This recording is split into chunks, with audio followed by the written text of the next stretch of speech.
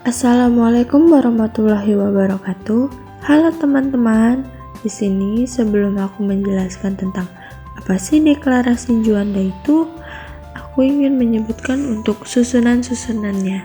Yang pertama ada latar belakang, yang kedua ada pengertian, lalu yang ketiga ada jenis-jenis deklarasi, dan yang keempat ada tujuan, lalu yang terakhir ada isi dari deklarasi tersebut.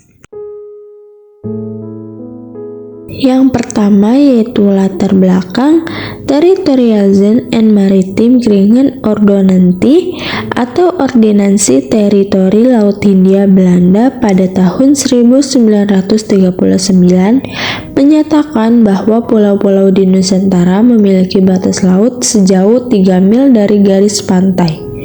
Sehingga di antara kepulauan tersebut terdapat laut internasional yang dapat dilalui oleh siapapun. Peraturan ini tentunya mengganggu kedaulatan Republik Indonesia karena di antara pulau-pulaunya dapat dilalui semua negara. Kapal asing dapat mengambil sumber daya, mengintai, dan bahkan memblokade kepentingan Indonesia untuk berpindah dari suatu pulau ke pulau lainnya. Selanjutnya ada pengertian. Deklarasi Juanda itu apa sih? Deklarasi Juanda adalah sebuah pernyataan politik yang dikeluarkan pada tanggal 13 Desember 1957 oleh Perdana Menteri Indonesia saat itu, Juanda Kartawijaya. Deklarasi ini menegaskan kedaulatan Indonesia atas wilayah laut yang berbatasan dengan negara ini. Salah satu poin penting dalam deklarasi ini adalah penetapan garis pada 12 mil laut sebagai zona keamanan dan ekonomi bagi Indonesia. Nah, oke guys, jenis deklarasi itu dibagi menjadi 4. Yang pertama ada deklarasi kedaulatan maritim. Deklarasi Juanda merupakan salah satu contoh deklarasi yang menegaskan kedaulatan suatu negara atas wilayah lautnya. Jenis deklarasi serupa dapat ditemukan di negara-negara lain yang memiliki kepentingan maritim yang kuat. Yang kedua yaitu deklarasi politik luar negeri.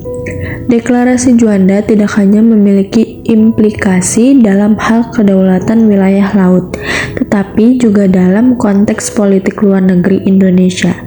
Hal ini menunjukkan komitmen Indonesia untuk menjaga kedaulatan wilayahnya dalam hubungannya dengan negara-negara tetangga dan dunia internasional.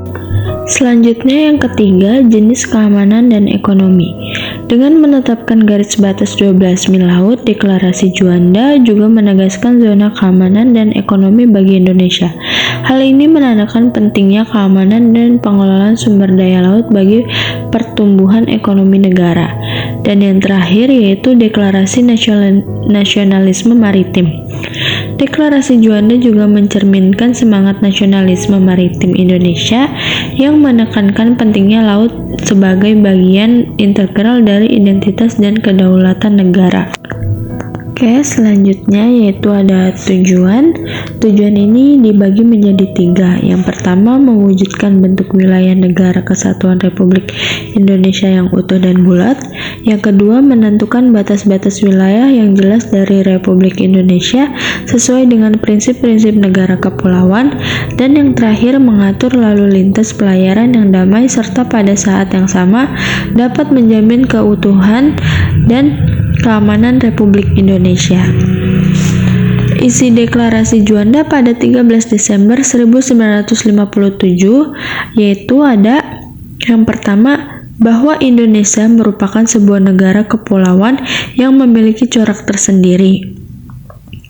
Bahwa sejak dahulu kala Kepulauan Nusantara ini merupakan satu kesatuan yang tidak dapat dipisahkan. Dan yang terakhir, ketentuan ordonansi pada tahun 1939 yang dianut sebelumnya dapat memecah belah kesatuan dan kedaulatan Republik Indonesia.